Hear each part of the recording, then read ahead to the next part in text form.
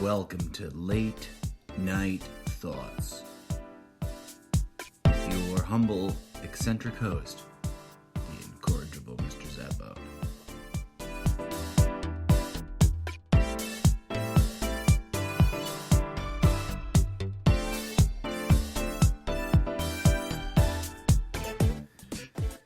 It is Tuesday morning, November 3rd, 1:23 a.m. I haven't gone to bed yet, so technically for me, it's still yesterday. No matter what time you're tuning in.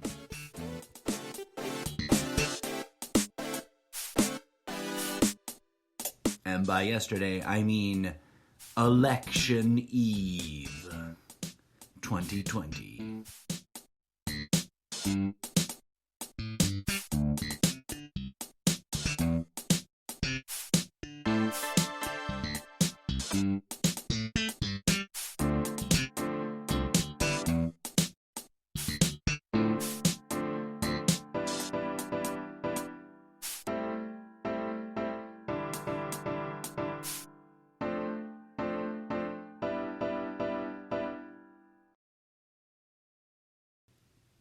Dear fans and audience fam, I must beg you for your forgiveness.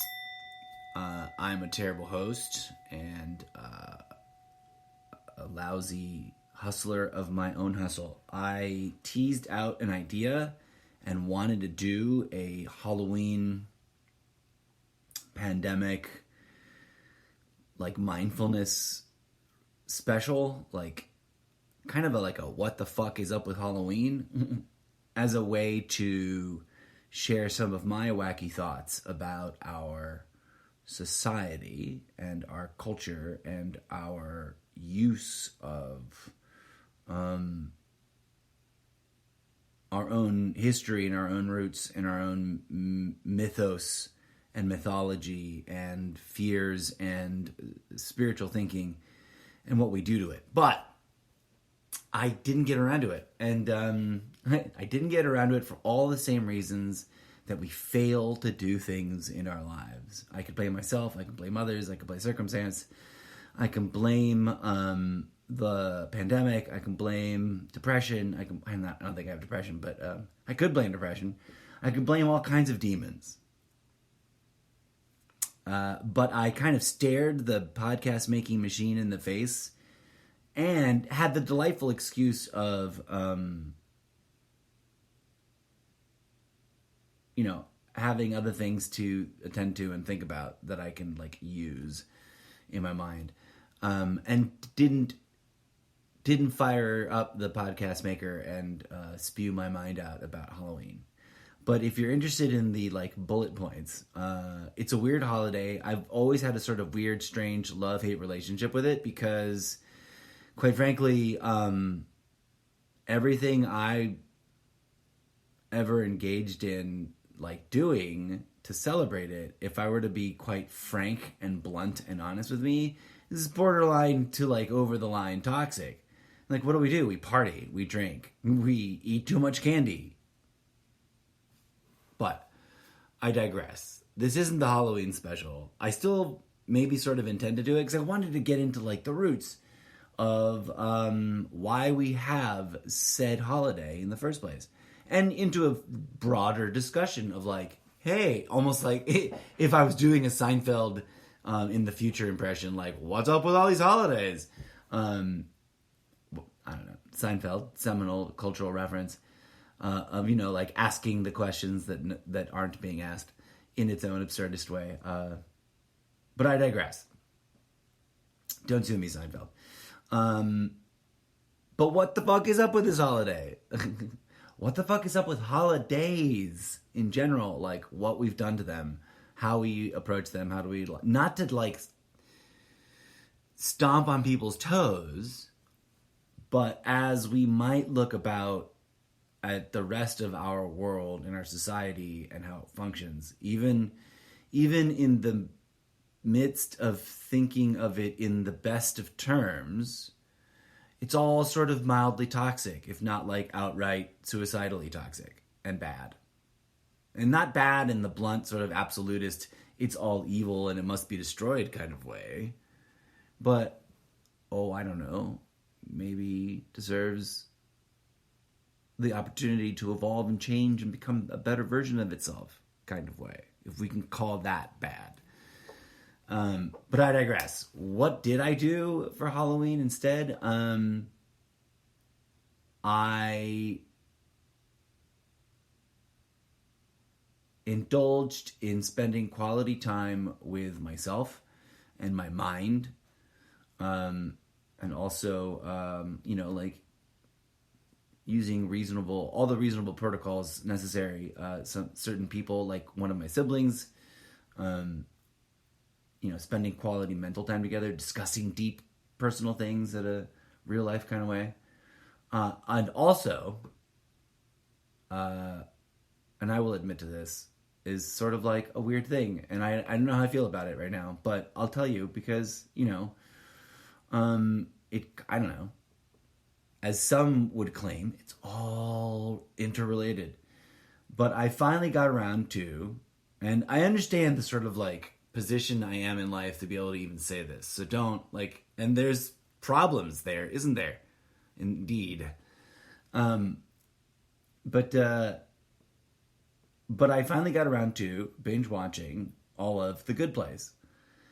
And being the kind of weirdo, eccentric, transcendental, mystic, everything is divinity, one way or the other, no matter how you slice it, kind of crazy new age nutjob woohoo that I am, boy did it hit me and make me go wow, and make me question reality and the nature of the universe and the nature of my own existence and the purpose of life and all those wonderful things that as human beings we can either neglect, ignore, ridicule, mock, marginalize, keep at arm's length, or indulge in the questioning of one's own cave, as it were, to drop pushing my glass, stabbing myself in my eye,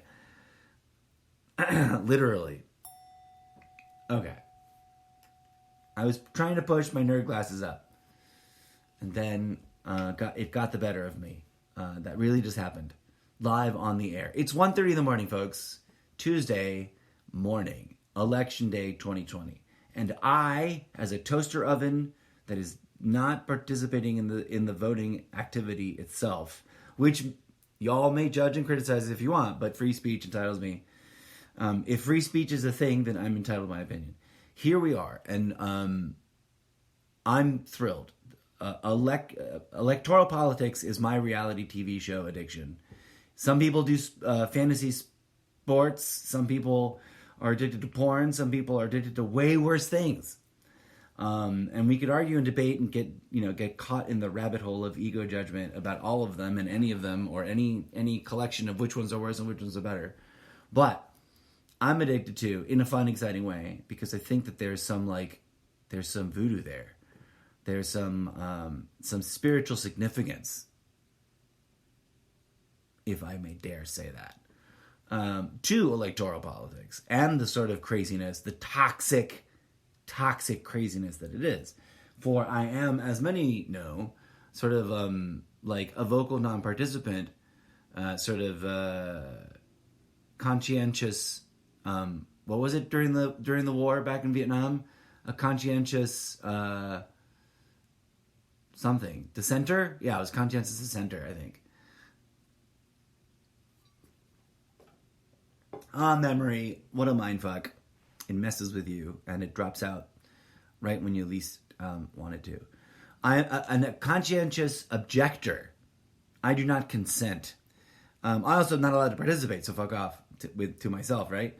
But I do believe that I have the free will speech to sort of conscientiously protest it, and also do so in an encouraging, get in there and flood the system with your loving, healing kind of Jesus subversive, kind of branding, if I may. I don't think I would label myself like a Christian personality. U2 doesn't technically label themselves a Christian rock band, although one could cynically say they are, because, I mean, aren't they? Or aren't they? Who knows? It's a mystery, right? And there's all kinds of, I mean, there's conspiracy theories about that, for shit's sake. What I do know is I am who I am. And I'm in the position that I'm in. And I have lived the life that I've lived.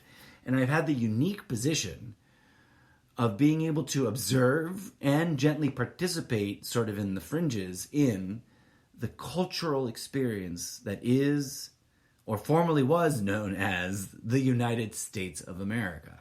And if I had a slogan, it's like, make Trumptopia the United States of America again, please. With like 1 million exclamation points. And as one meme put it quite brilliantly today, or I don't know, it didn't come out today, but I saw it today for like the third time. And if I see a meme 3 times and I haven't already like clipped it and like preserved it for my own like history of meme book that I'm going to someday, you know, it's a coffee table book that's probably just gonna be a thumb drive, because like it would be a 57 million pound coffee table book if you tried to like print every meme on a page. But there could be like a series, right? Like it'd be a pretty interesting series. Where is it? Is it a download or is it a screen grab? I think it's a download. Maybe it's right here. Maybe I don't have it still. There's that one. Oh, is it in my memory and reality and objects being where you think you put them?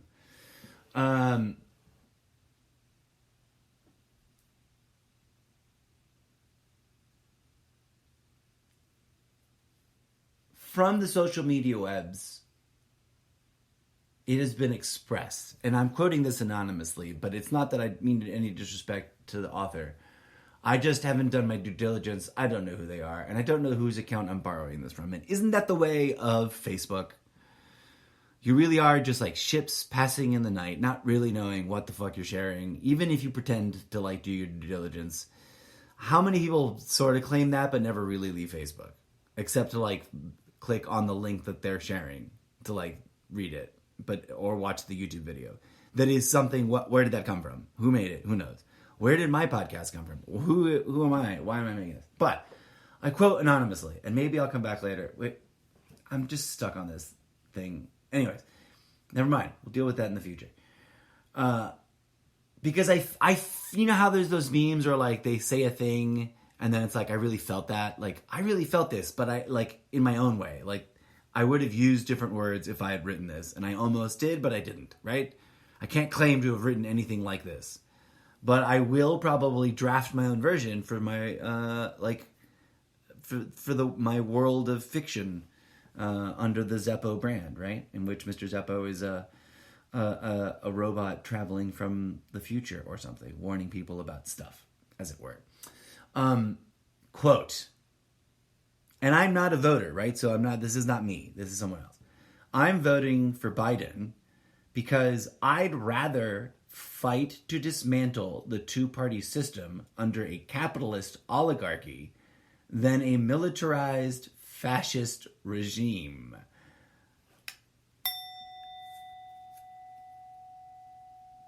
Wow. And there's like a bazillion comments, right? And there's a million. And there's the whole argument of like, who doesn't, oof. The meme discussion here is on fire. And I don't, like, all I can say is my memes are sort of meta about it. Because, as you may or may not know, dear listeners, if you are super new to the show, you may not already know this. But if you are a long-time listener, you may already understand this about me. We are the universe being each other. Like that one picture, the one most elegantly put picture of what I think the most accurate, if we could put it all in one cartoon, although I'm sure it has many subtle layers of complexity that we can't include in the image that are there, but valid, but, you know, we aren't ready to describe yet. But it's the universe sort of, which is a blobby kind of amorphous, spherical sort of being of the universe, sort of soulness. And it's like poking its fingers through the crust of the earth, which is round in its shape around it, but you're only kind of zooming into this one quadrant. And it's poking its fingers, and it's like pretending to be us, right? And like each of the little nubs poking through the crust of the earth, one of them is labeled, like me or you. I forget which. It's somewhere in here in my collection of screen grabs. Vis-a-vis that, as an analogy, stick with me, my story gets weirder. Vis-a-vis that as an analogy, like, what is politics? Like, if we're questioning the cave, and we're questioning the nature of reality, we're questioning the function and form and purpose of what we're doing here, while we are simultaneously bound in our own beings and in that limited experience, but also always and forever intuitively pointing to and laughing and weeping and crying about and going crazy, pulling our hair out about the knowledge that we are one, right? We are all in on this together. And that if we could just figure out a model to explain how that works, we maybe all would wrap our brains around it better, like the beaver and the dam and the evolution of the dam architecture. Like, if we just understood the architecture better and could build a better what it means to be in this body, we would, and that would be an evolution, and we would all express it eventually because it migrates across the network. Put a big fat pin in the pin of what the fuck is he talking about, because we'll spiral back. And I've talked about it before, and we'll talk about it again in the future, and eventually it'll all make a lot of sense. But given that line of reasoning, WTF politics,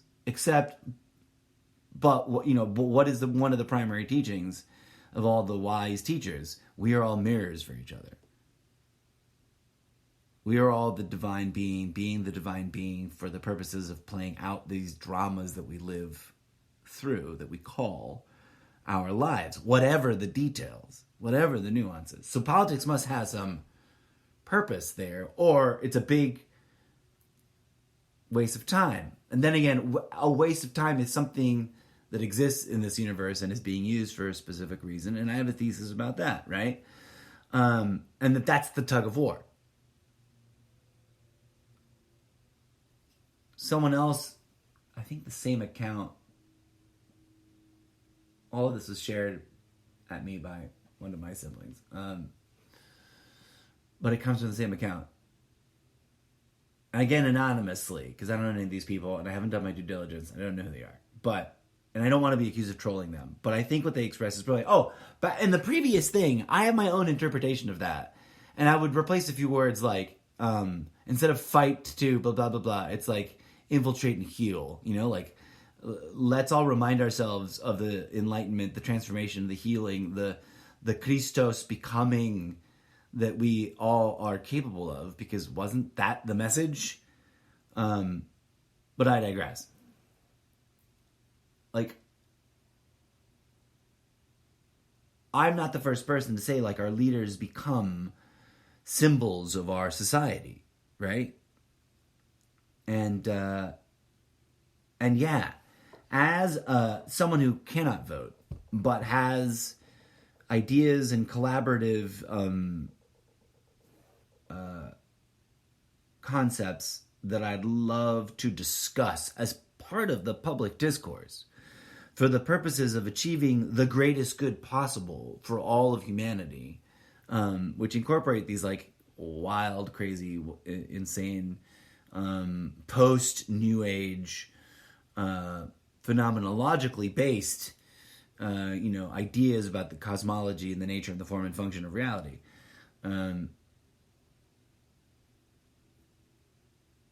We project, right? We are beings of projection.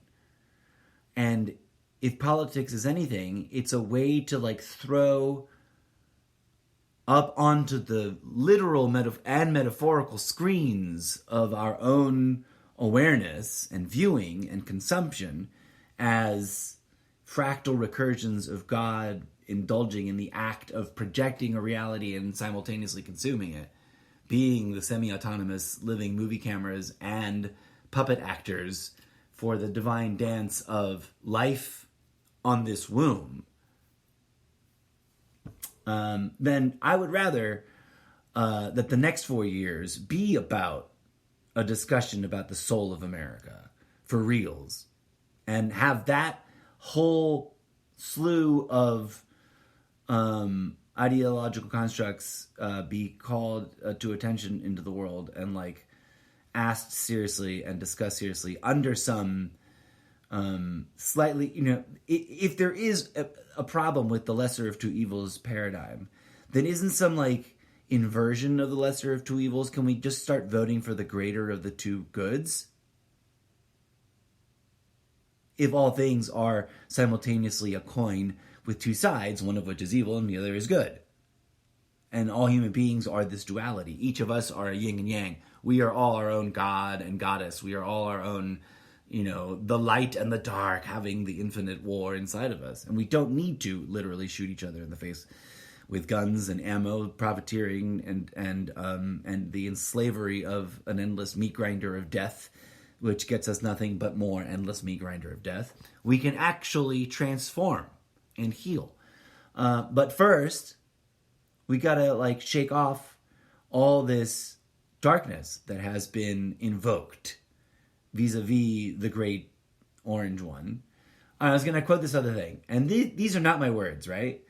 And but wow, and also I can't, like I said, I would want to say yes, and here's my version of that, my iteration of that, and I'm working towards it. But these hit me and my awareness today as we broach the dawn of this day of reckoning of American consciousness.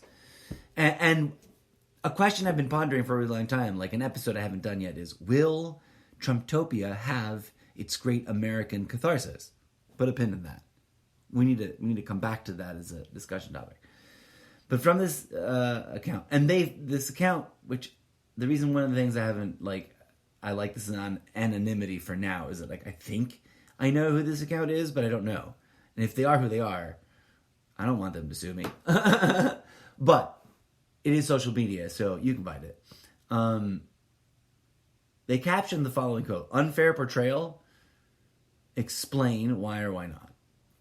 And then they're reposting someone else's thing, and that person has said, and can be arguably said, will go down in history as having been said, quote, "It is almost impossible to believe he exists. It is as if we took everything that was bad about America, scraped it off the floor, wrapped it all up in an old hot dog skin, and then taught it to make noises with its face." Now that's brutal, right? And that's comedy, I think. And does that guy have the free speech right to say that? I say, fuck yeah, America. That's the real America, right?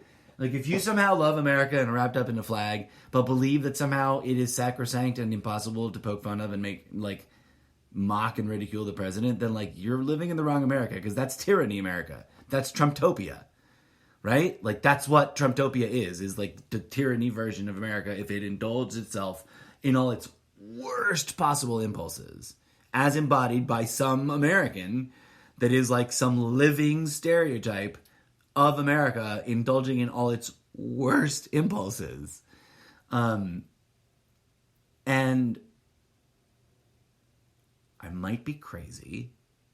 I might be a robot from the future. I might just be another flawed human being riddled with neuroses, shame, paranoia, fear, and some self-aggrandizing ideas about getting over it all, and maybe choosing some utopian idea that if we are in a living hologram, why can't we just choose some beautiful, blissful utopia? And that's a crazy point of view to have, I know. But I'll let you soak in that for a hot second with a bit of music, and then we'll come back with some other late night thoughts on the dawn, in the early witching hours of the night before, the eve before Election Day 2020. As always, friends, I humbly thank you for tuning in to my wild ramblings. And by the way, for those who are curious, the opening track for today's fictional podcast episode New Disco, that's NU dash Disco 101 remix, Endless Jams, DJ Zed End Times. His track titles are getting either slightly like less imaginative, or sort of just like oblique in their coldness. I don't know. But that was before. And now I shall play you the following New Jazz Funk 101 remix, Underscoring Grooviness, by your favorite animated cartoon fictional DJ, the DJ Zed, from the previous album, Starting Over.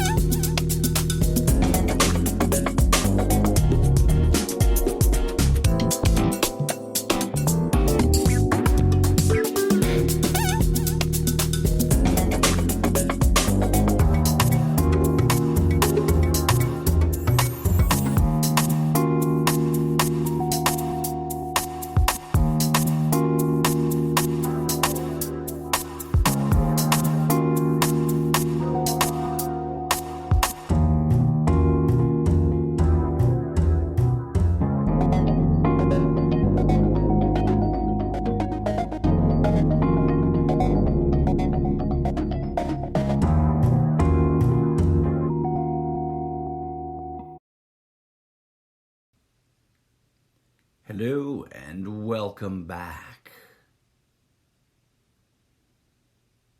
Circumstances prompted me to share this with someone on social media. The details of that conversation may or may not be relevant, but they did. I was reading a really long post during that musical interlude, and this individual closed that post with "Stay safe tomorrow," and amen to that, folks. Because I want to take a moment and acknowledge that no matter where we are on the political spectrum, no matter who you support, we all should share one thing in common, and that's like, hey, slow your roll down on the let's go shoot each other in the face about it nonsense. Fringy people out there fomenting violence. Because what are we going to do next? Like, what are we going to do next if we can't do it peacefully? Something about what they were talking about previously. Oh, it was right. Like, they were threading their own individual sort of like, I'm not a Trump supporter, but also I'm not saying like a Biden win is not sort of the end of the problem. It's not the solution in and of itself. It's just a stop to this insane. It's the end of the chapter of this insanity that we've been going through.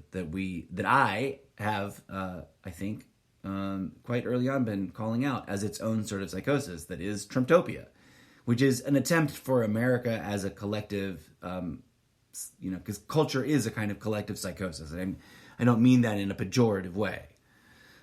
Just, for that collective psychosis, that collective functioning to slide into some sort of America, failed into dysfunctional tyranny. And it's been very lucid and very real and a very good, dress rehearsal at it. And the scary part is it won't all be over just because blue team wins the blue wave tide of taking over the thing, right? And so this is an original meme that I posted at them and their long discussion. Totally different other thing than any of the two quotes I just quoted you earlier. And I'm not getting into quoting them, but I do want to maybe come back to it in a future episode. But my response was the meme I made, which has the word normal in quotes. Normal, in quotes, does not exist in nature.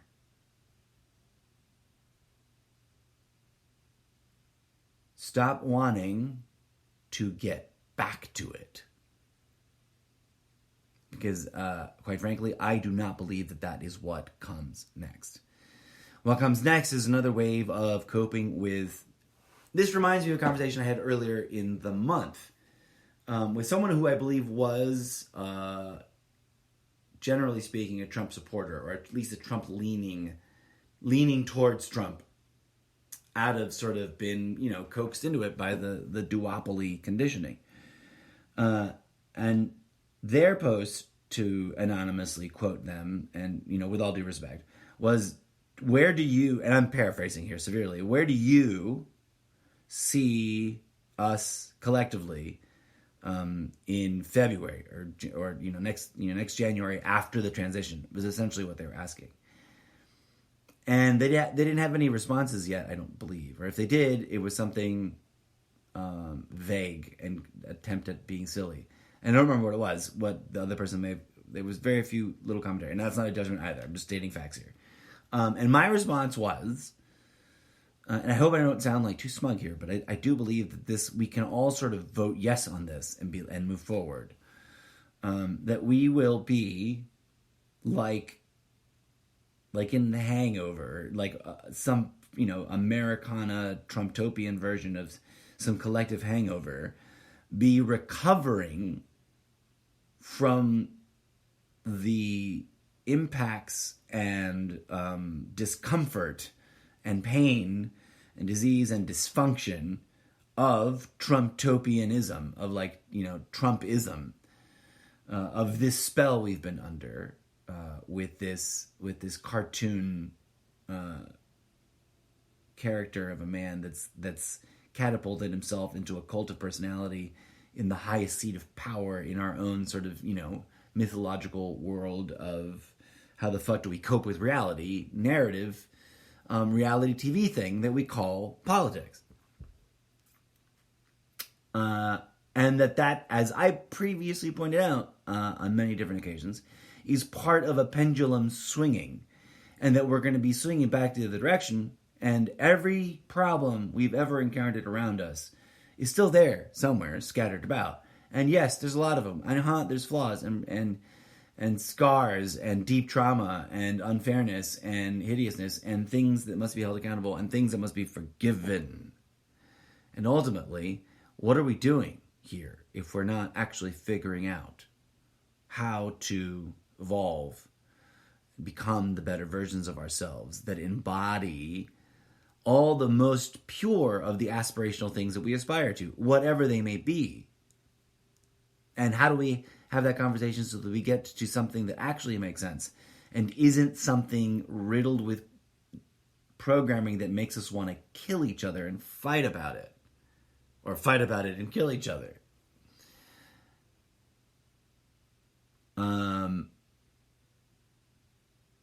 Previously, in a conversation, I'm reminded that I also had to sort of remind people, I'm not defending anybody, right? I'm not even defending myself.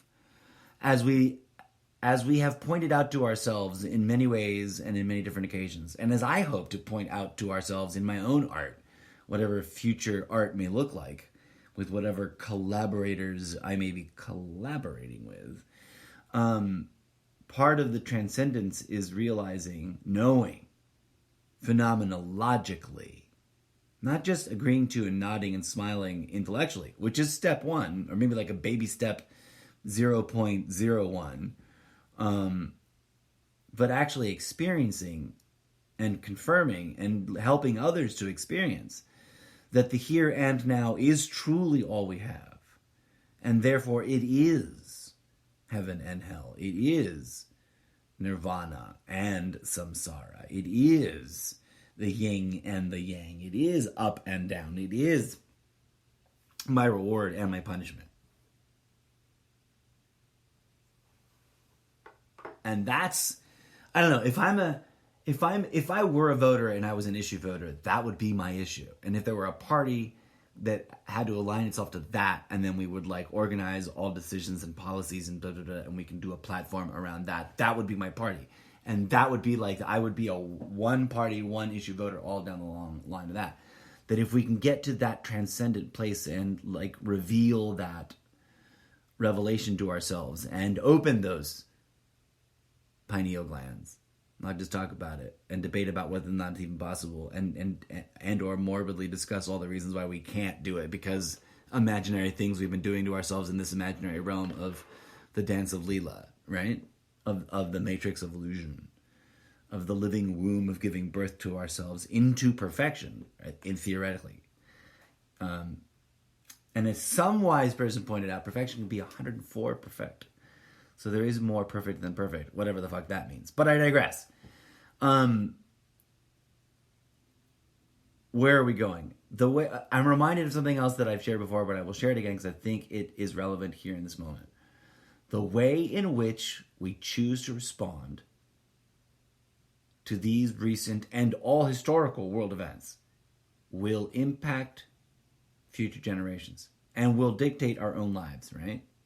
Like the rest of our lives is dependent on what we do from this moment forward.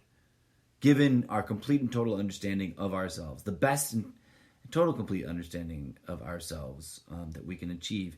And how do we achieve that? There's a lot of theories. But one says it's already happening anyways and it's unavoidable. Isn't that one interesting? I digress. Spinning out of control. Oh, I do want to share with this, transition with this. Even in the most mundane of things, something spiritual is happening. And as we move forward, even as we move forward into this historic moment of voting and exercising that mechanism as some form of navigating self-determinism as a collective, we must save space and save room for the idea that something spiritual is happening. And also something mundane is happening. Something, and I don't mean that in a negative way, but something is happening in the plain old ordinary world of, the public discourse, in the shared space of, how we approach this whole phenomena, and how we choose to move forward, right? If there is such a thing as democracy, if there is such a thing as self-governance, if there is such a thing as being here and now in on all of this together and determining a better way for the greater good, then we must take those baby steps that are most immediate. What is the next step? And those will be imperfect and flawed, and will throw up their own obstacles and throw up their own flaws and ego traps and distractions, and because it's a wheelhouse of distraction, right? And yet, if we remain true and dig inward and dig deeper every time we dig inward, we might be able to meet ourselves and each other, dare I say, in that faraway place that Rumi talks about, that place beyond left and right. I forget, I don't have it in front of me. But look up Rumi, for he was a poet of profound beauty and apparent insight. I don't know. I guess one could lay the criticism at anybody's feet that they are flawed vessels for the evil things. Who knows? I don't know. I don't think so. But let the words themselves speak for it. But there is something I agree with, and from that poem I just miserably failed to quote accurately. There is a place beyond the scope of the ideologies beyond the fray of the mental war wedge issues, beyond the objectifications of our various worldviews. There is this common ground. There is this shared place. And arguably, perhaps one of the secrets that we're all struggling to remember, struggling to reveal, struggling to piece together by looking out there as well as looking in here, is that if we unite there, then perhaps we really don't need politicians and we really don't need politics. Because there, in that place, we do the things that we really need. Things like deep, meta-fractal, meta-timeline, meta-individual, multi-body healing meditation. Meditation that heals you. And all the infinite yous that have branched off from your primary arc that you're experiencing in this skull to be all the variables of all the things expressed that you coulda, shoulda, woulda, might have been. Or didn't want it to be. Because they all happen, right? They all part of the big infinite fractal expression. Because I'm that crazy nutjob that thinks that that's a thing we can get to.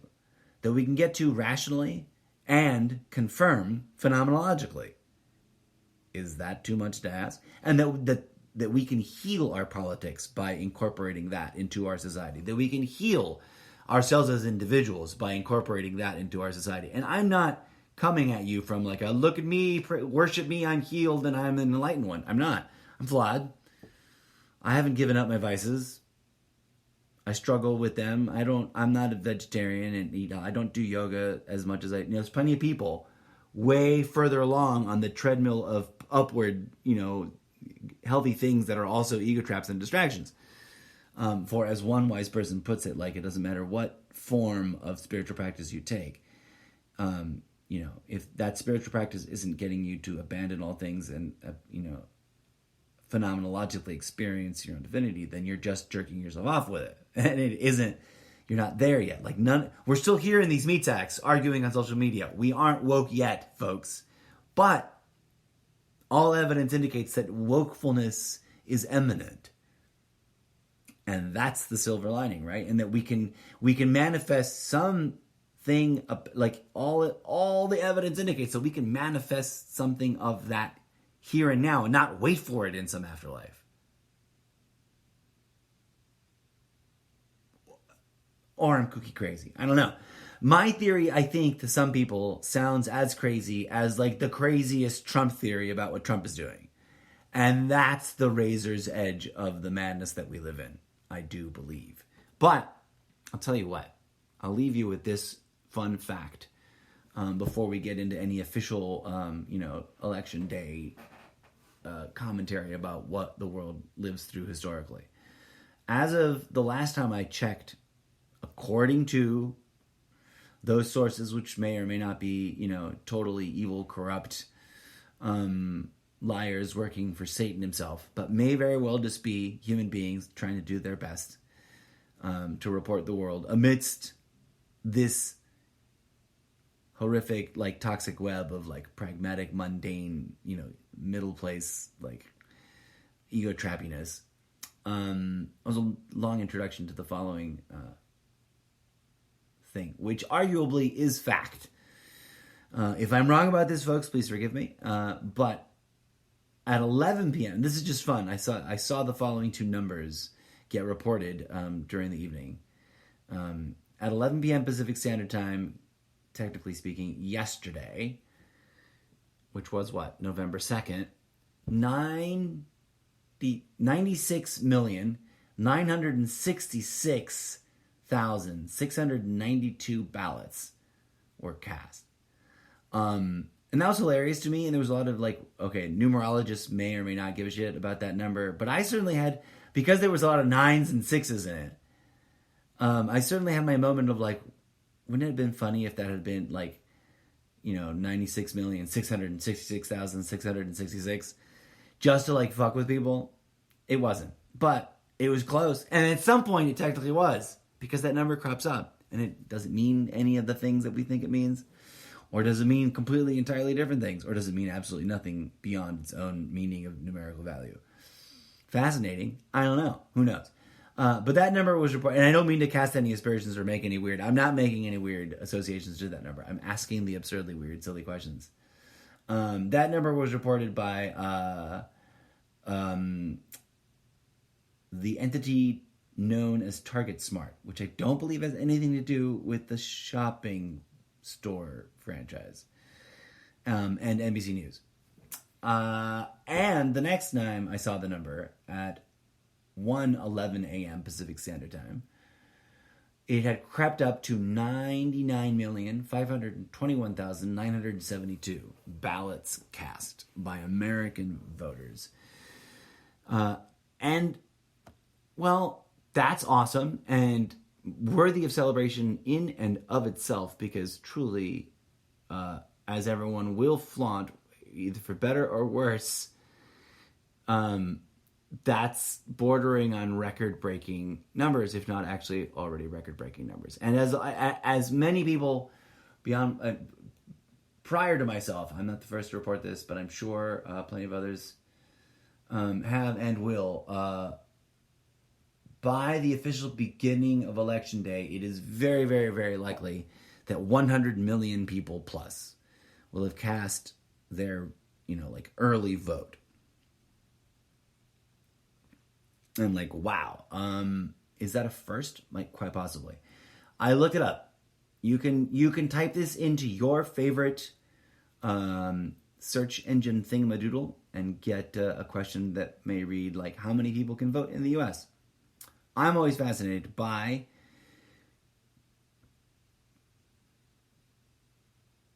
the differential, the gap between total eligible voters and those who vote. According to what I believe the source is to be Wikipedia, the voting age population, the voting eligible population, voting age, VAP. That's a weird acronym, and I like voting eligible as opposed to voting age, but whatever. As of, I don't know if this is estimated or concrete on the record number, but for 2020, it's listed here as 255,200,373.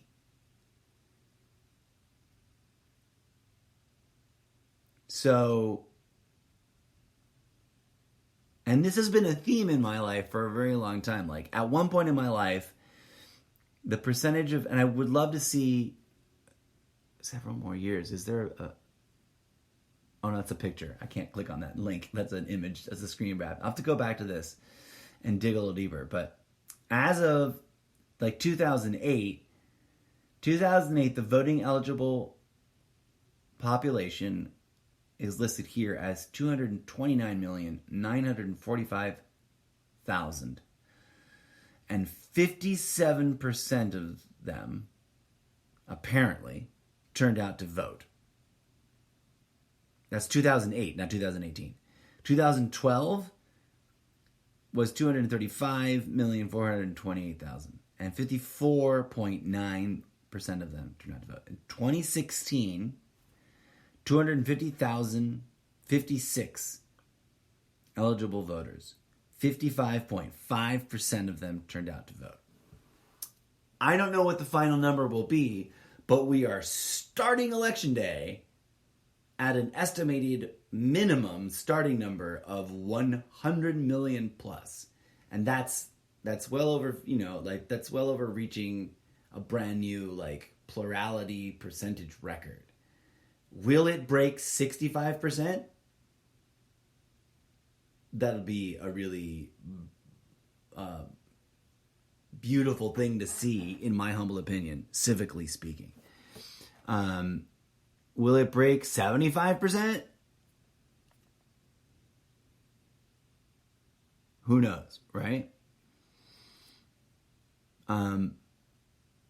But with fuller participation comes greater responsibility of, in my humble opinion, approaching the entire process, including the grassroots work of it involved, the public discourse legwork of building consensus around ideas that we attribute to the process, that we involve in and we engage with in the process.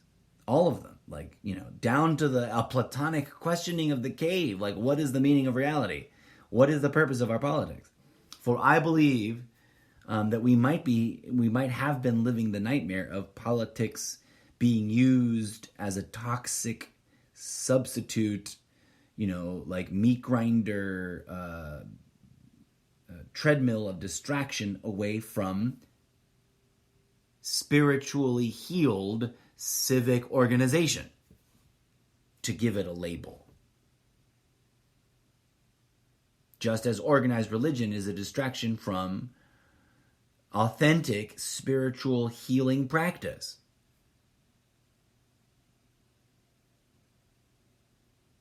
Perhaps. And that if we strive towards an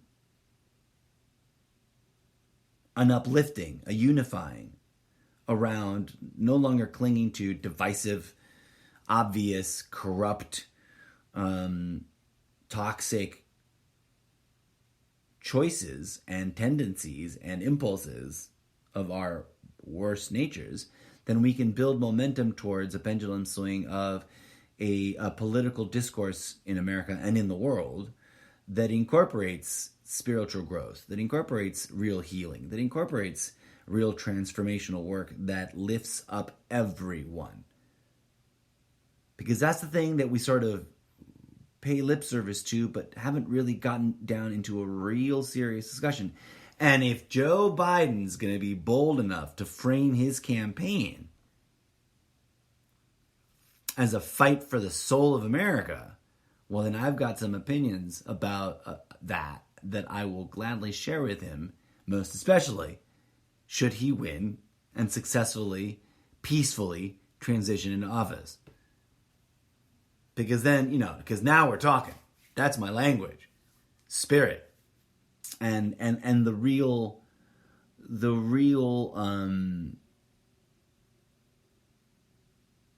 magic, dare I put it that way, the real magic that we've been neglecting, and the real work that we've been neglecting, with vis-a-vis all these fun, exciting distractions of the worldly mind, or of the world of mind, or of the mindly world, of this flesh envelope that we inhabit, right? Which is 1% of what's going on in the world, and of which perhaps arguably, as some of us suspect, we might be foolishly lingering in like the overindulging of just occupying these limitations, when we might have broader horizons and more resplendent modalities in which we may function. And on that note, my friends, I will cease my rambling at you. Thank you for listening. Thank you for giving me time and space in the theater of your mind to share my words, my imaginings and musings about the ever lasting, ever daunting, ever unscrutable questions. And brace yourselves, folks, because the next 24, 36, 48 hours, the next week, the next lame duck session, and the next quarter and a half, getting into, like, between now and Valentine's Day, we are in for one doozy of a roller coaster of a ride that will be, I hope, a huge blessing upon us all, dear fellow brothers and sisters in this toxic, screwed up family we call humanity. And that the human species might indeed bring itself one wee bit closer towards its own salvation, its own rectification, its own self-reckoning and reactivation, its own self-liberation, as the yogis put it. Or not. Or maybe we'll just keep running on the treadmill, going slightly cuckoo. Who knows? But until next time, friends, may peace, love, and grooviness blossom in your heart. And if you haven't voted yet, dear fellow inhabitants of Trumptopia, get out there and vote. Vote your conscience. But I hope you're voting to turn Trumptopia into the United States of America once again.